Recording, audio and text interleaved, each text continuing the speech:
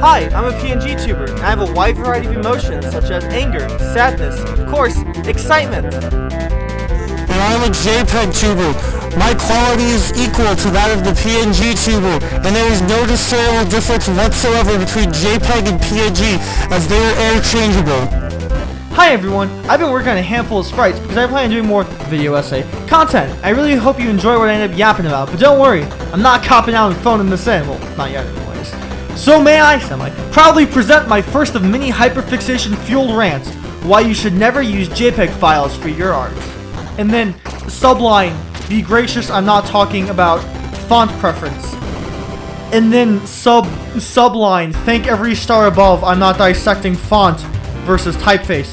Font, of course, being the file itself, and typeface being how the letters actually look. So use that one next time you want to pontificate in a casual conversation. I know I do.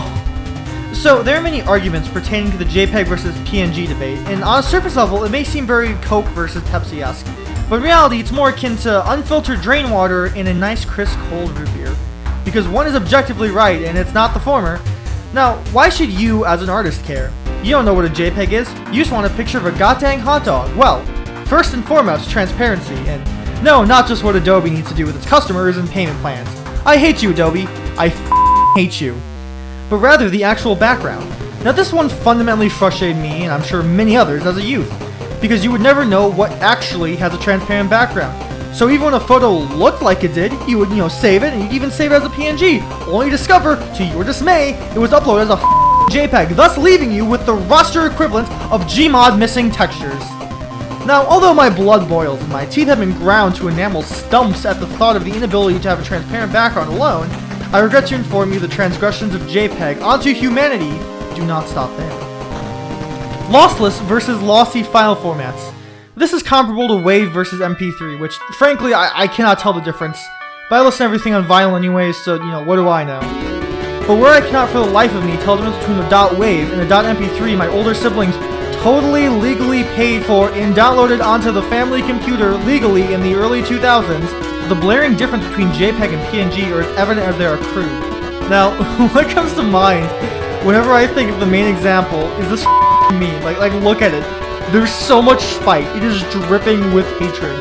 Like a stream of vitriol beneath clouds of malice. The OP simply hates JPEG users and has promptly described them as the unreasonable soy stick figure and themselves as the based Giga Chad stick figure.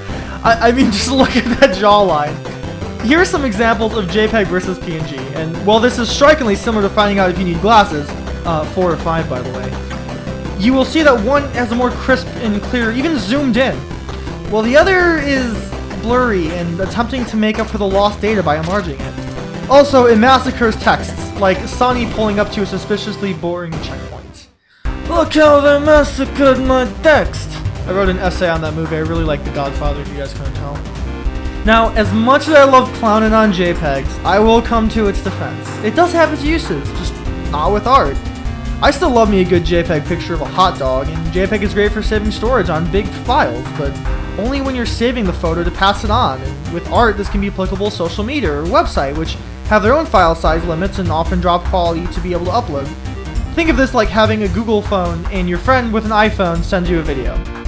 Now obviously there's nothing wrong with uploading a JPEG of your art to social media or wherever you choose to upload if it has a quality downgrade. Unlike Newgrounds, which is the undisputed champion of the web, and I will die on this hill. I love Newgrounds. Go watch all of my cartoons on there. But when you're saving and exporting your art for yourself, it's worth the extra storage space to have better quality, because it is a lot easier downgrading quality than it is to go back. So please, save your art as a PNG, and you'll always be able to show the world your beautiful art in its pristine condition. People also like TIFF, and I've heard good things about that, so if that's your thing, go with it. And obviously, if you still want to save your art as a JPEG, you're free to do so. And it might even be the aesthetic you're going for, and at the end of the day, it's your art, and that's what art is.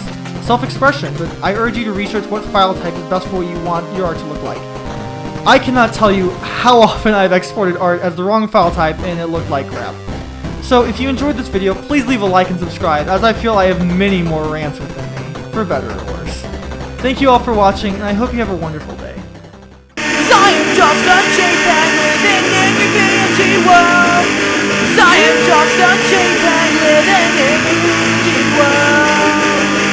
May not transparent about the life I live. But you're too much for me, you take more than you give. I am just a JPEG living in your PNG world. I am just a JPEG living in your PNG world. I just want a picture of a goddamn hot dog. Fuck yeah!